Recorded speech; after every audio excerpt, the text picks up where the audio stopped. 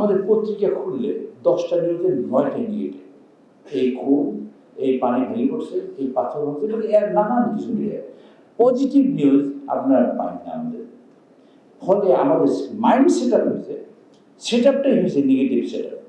আমরা একটা নেগেটিভকে খুব পছন্দ করি আর পজিটিভকে পছন্দ করি, মানে আলোচনায় এক ফুয়েল নিয়ে আমরা সবাই কান্নারি করতাম, এই ফুয়েলটা এখন 130 টাকা কিনি পেট্রোল, এটা 230 টাকা কিনলেও এখন বসায় না, যে পরিস্থিতি তৈরি হয়েছে। আমরা স্পট বাইং করতেছি ক্যাশ টাকা দিয়ে, কোনো টেন্ডার নেই, টেন্ডার ছাড়া ক্যাশ স্পট বাইং করতেছে, স্পট বাইং ডাবল বেশি দাম দিয়ে কিনতে আপনাদের দিচ্ছে। এই নানান জাতীয় কাজ প্রধানমন্ত্রী করে এবং করছে, এই সরকার করছে।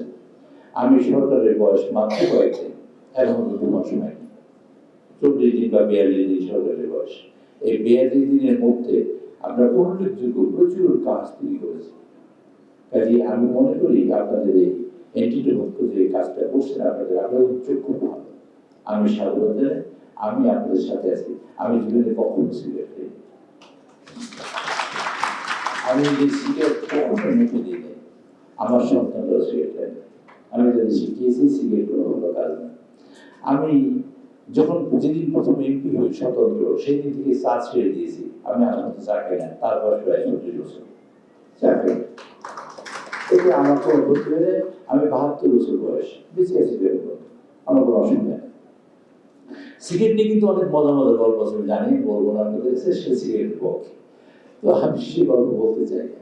আমি বলতে চাই আপনাদের উদ্যোগ ভালো, না খেলেও মানুষ বাঁচতে পারে এবং মানুষের ক্ষতি হয় না। তাই ক্ষতি যখন হয় না, সুতরাং সেই কাজটা আমরা করি। আর অতিরিক্ত ক্ষতি করি বলে তো লাভ নেই। আমরা হেলথ হ্যাজার্ড যেটা হয়, আপনাদের একটা ইনফরমেশন দেবো আপনাদের।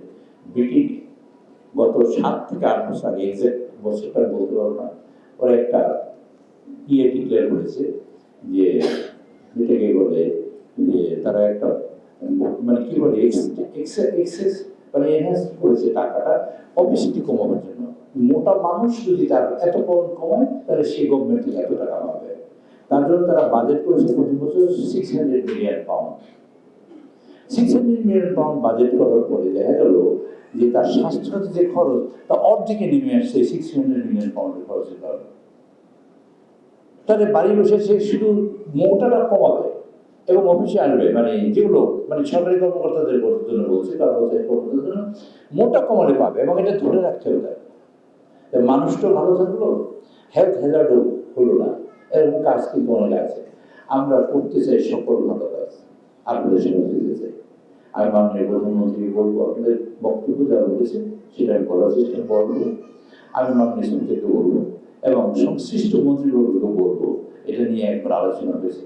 আমি সহ অনেকে বিপক্ষে, আপনাদের পক্ষে দাঁড়িয়েছি। বিপক্ষে মানে আইনি যা আছে, আপনাদের পক্ষে যা হয় তাই দাঁড়িয়েছে। যা করা দরকার করার চেষ্টা করছি।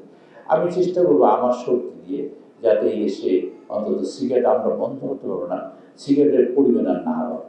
1 2 হলো আর বন্ধু, আপনি বলছেন নাম বলতে পারবো না, উনি বলেছেন যে তামাক চাষীদের সমস্যা যা হবে তা দিয়ে আমরা করবো, তাদের মোকাবেলা করার জন্য। এটার ব্যাপারে আমার বক্তব্য পরিষ্কার। আপনি তামাক চাষ করবেন, আপনি কি করতে বলবেন? আপনি তামাক চাষ করবেন, এই দেশের মানুষকে ক্ষতি করার দায়িত্ব আপনাকে কি দিল? আপনি কেন করবেন? আপনার বিকল্প আমি কিছু করব না, আপনি তাহলে বিপদে পড়েন। আপনি বিপদে পড়লে আপনি করবেন না। যেমন আমাদের রাস্তায় গাড়ি পরিমাণ কমে গেছে, তেল কম, সেই কারণে আপনি তামাক চাষ করেন না, কত চাষ করেন? আচ্ছা, ওই মাটিটিকে নষ্ট করছেন। আমি ছোটবেলায় ক্লাস 2-তে যখন পড়ি তখন বুঝি রংপুর তামাকের জন্য বিখ্যাত। আমি যে তামাকের জন্য একটা যে এলাকা বিখ্যাত রংপুর, এখানে মানুষ বেশি তামাক খায় না, ছোটবেলায় ছোট্ট মন এসব চিন্তা ভাবনা করতাম। তামাক সম্পর্কে আমার কোনো ভালো ধারণা ছিল না। আমি চিন্তা করলাম তামাক দেখতে কেমন, খাইতে কেমন, দেখতে দিই। ওদের দেখলাম যে তামাক এই জিনিস। কাজে আপনি তামাক চাষ করবেন, তামাকের মধ্যেও আমরা কিছু চাষ করেন। আমার দেশের চাষের ব্যাপারে আমি আপনাদের একটা কথা বলে রাখি। মাননীয় প্রধানমন্ত্রী 20,000 কিলোমিটার খাল কাটার প্রোগ্রাম নিয়েছে এবং খালের পাশে গাছ লাগাবার প্রোগ্রাম করেছেন। 25 কোটি গাছ আমরা লাগাচ্ছে। 25 কোটি আমি যে কোনো গাছ লাগাইতে পারি, সেই জন্য আপনাদের আমি বলি, আমি গত বছর গাছের মেলায় গেছিলাম, একটা গাছ দেখলাম 3,000 টাকা একটা চারার দাম। তাই বললাম এতটুকু গাছ 3,000 টাকা কি গাছ? বলে শ্বেত চন্দন নাকি লাল চন্দন বলবো। চন্দন কাঠ।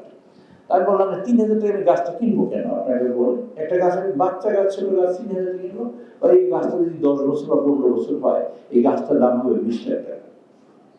আমি বললাম এই গাছটার দাম 20 টাকা কেন হবে? আমি জানার চেষ্টা করলাম, out of my curiosity ask that question to them.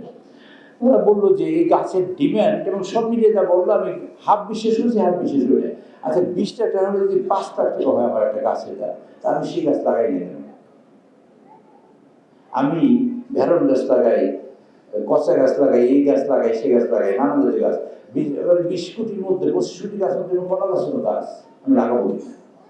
আমি ওই গাছ লাগাবো যে গাছটা আমাকে অর্থনৈতিক সম্পদ দেবে। আমরা সবাই এই বছর বাণিজ্য বাণিজ্য গাছের মেলা থেকে আমরা শীত জুটে নেবো, হয় ফলের গাছ লাগে, আর নইলে আমরা যে গাছ লাগাবো যে গাছের যেন আমাদের সম্পদ দেয়।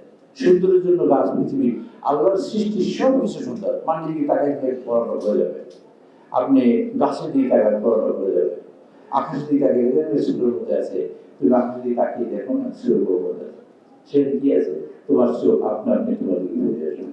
আমি যা সৃষ্টি করেছি তা তোমাদের জন্য আলো দিয়েছি, বাতাস দিয়েছি, মাটি দিয়েছি, পানি দিয়েছি। ভেবে দেখো তো এর মধ্যে আল্লাহ নেই? আল্লাহ আছে। আল্লাহ কিন্তু সব জায়গায় আমাদের আছেন।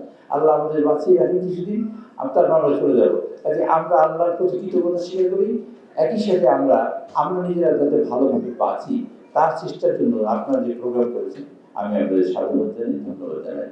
এবং আপনারা এই কাগজ দিয়ে যদি আসেন, আমার সাধ্য মতো আমার যেটুকু করার সুযোগ আছে তা আমি সবটুকুই করার চেষ্টা করবো।